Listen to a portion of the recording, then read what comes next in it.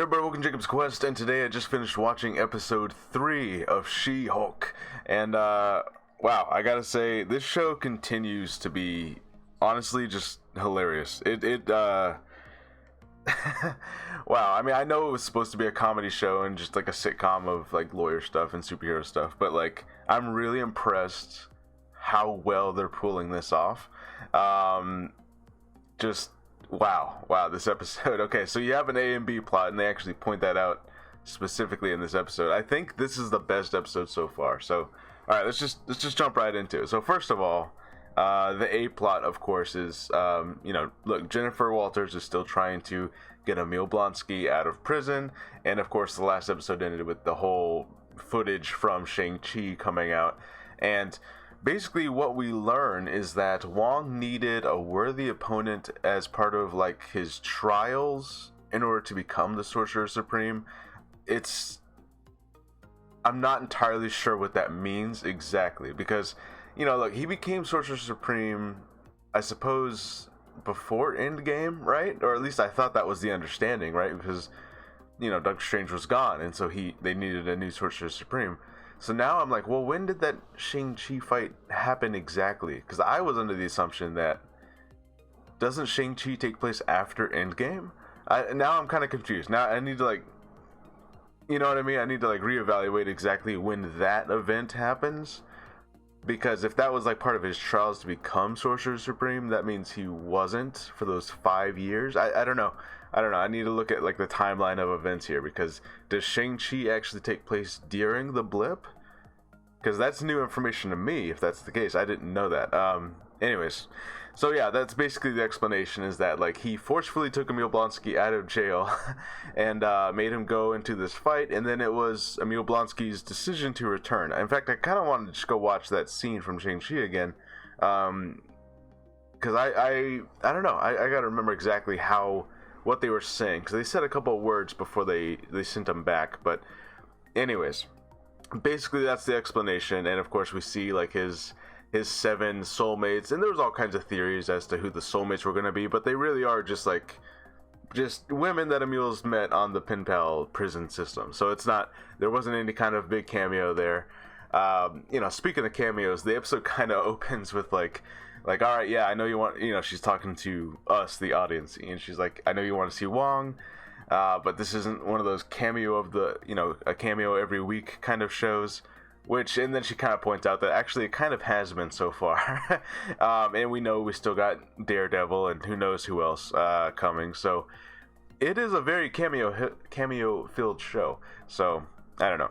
Anyways, but yeah, basically she's trying to get Emil Blonsky out, and she has to prove that he's been like this upstanding guy the whole time, and he, other than being forcefully taken out of prison, they kind of go through how like, oh, he's reformed the library, and he's taught like meditation in prison and all kinds of stuff. And I kept on expecting there to be some kind of like, oh no, he's actually still evil or still a bad guy or something, but there doesn't seem to have been any kind of twist. He seems to have been legitimately like a reformed person, which honestly, that's kind of refreshing, because like, you always think there's gonna be like, oh, but actually he's been plotting something this whole time, but that doesn't appear to be the case so far. He seems to be like actually okay. And then we have the B plot before we resolve the A plot. So the B plot, which this was like the funniest part. So back in episode 1, I think, they had this Dennis guy, and Dennis was a fellow lawyer who worked with Jen at her old lawyer firm place, right? And he was like, take like a stereotype of like a misogynistic kind of dude bro, like a frat bro, right? And then like crank that up to like a 12, like he said something the other episode where he's like, oh, there's some hot chick, I'm gonna go talk to it, or something like that. It's so extreme that it's hilarious. Like, you're just laughing at him because he's so stupid, right? And yeah, this episode was great. This character is just amazing, because everyone just has to react to the insane things that this guy says, right? And apparently the whole B plot is basically that he thought that he was dating Megan the Stallion, okay, or the Stallion. So, all right, look, I'm not gonna lie to you guys. I'm not that familiar with this. I think she's just a rapper, right? I'm not that familiar with her, but yeah, obviously, huge name to put in this show, giant celebrity to, just appear in a Marvel TV show, right? And look, that's not the first time a celebrity has shown up in a Marvel property. We know that obviously a whole bunch of celebrities really do exist in this Marvel universe. But this is probably the most focus that a celebrity has gotten to where they're actually part of the plot. You know what I mean? Like, normally it's like, oh, a celebrity shows up on the news or maybe says a quick word while they're passing Tony Stark or something. But like, this was like, no, this is part of the plot. She's integral to what's happening in the show right now, Megan the Stallion. So that's kind of funny. But basically, Dennis is he's so deluded that he thought he was actually dating Megan the Stallion, and he didn't question it at all because he thinks that highly of himself,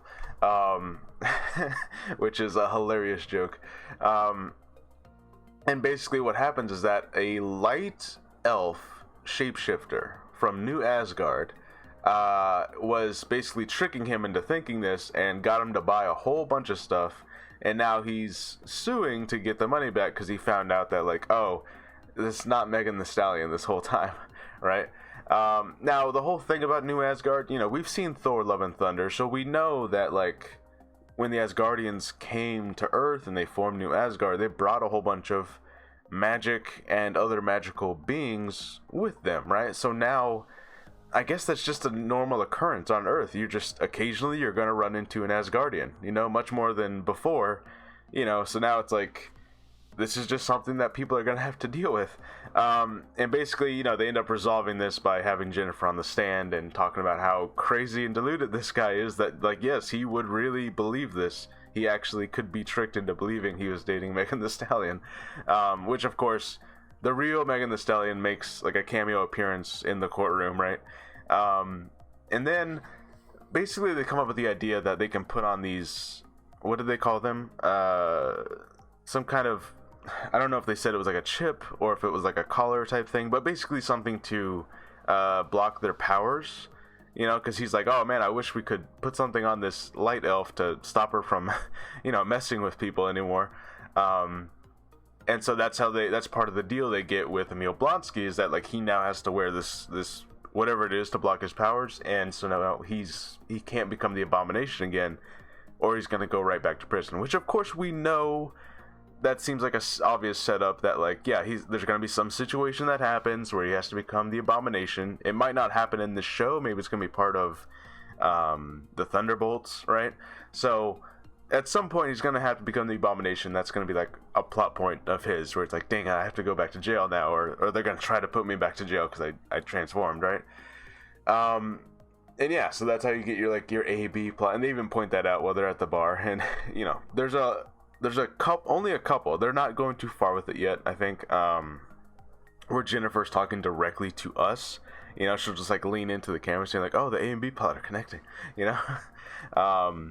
But yeah, just, this episode was pretty great. This episode was just, the comedy, I think, is working really well for me. It's lighthearted, it's not taking itself too seriously.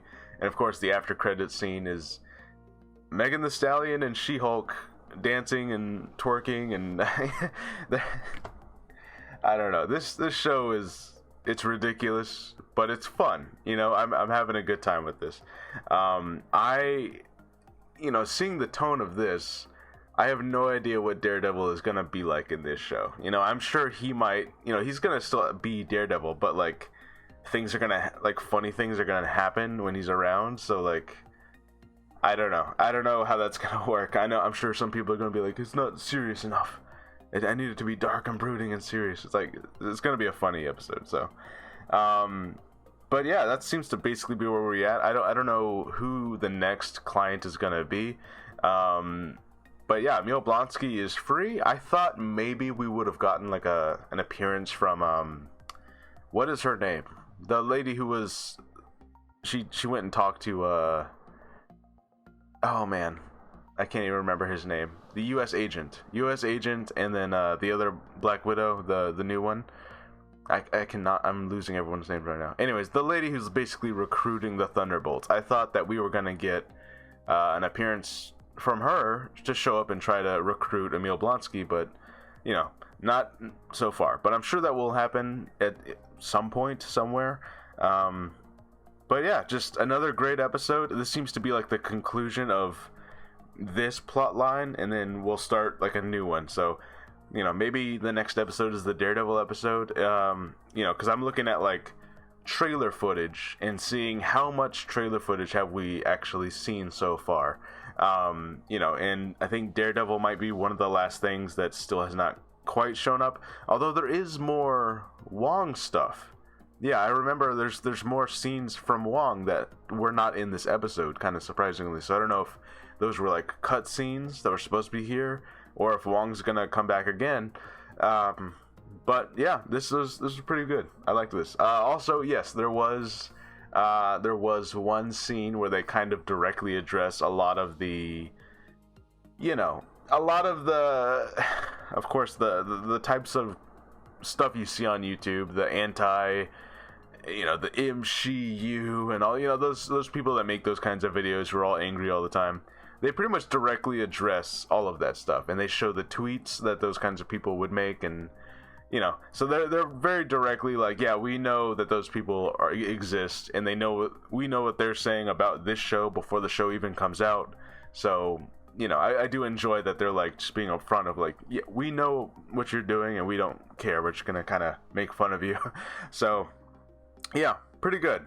I think this might be my favorite episode so far, and yeah, hopefully the show just maintains this. You know, they're not going too far with the comedy, but it's definitely like, hey, we're not taking this too seriously. You know, this is kind of, it's just a funny show, you know. I'm really enjoying this. Yeah, let me know what you guys think about She-Hulk episode 3, and who you think her next client might be. Is this where we're finally going to get Daredevil, or who knows? But I'm really enjoying this. That was, you know, was the Megan Thee Stallion cameo too much? Was that like too real world for you guys? You know, because I'm not familiar with that person really, so it didn't feel like out of place really. You know, just like, okay, yeah, celebrity cameo. I don't really, you know what I mean? Like, I'm not super familiar with her, so it wasn't like some kind of shock really. You know, I was like, yeah, it's just person on a TV show. I don't know. Anyways, let me know what you guys think, and I'll see you guys next time.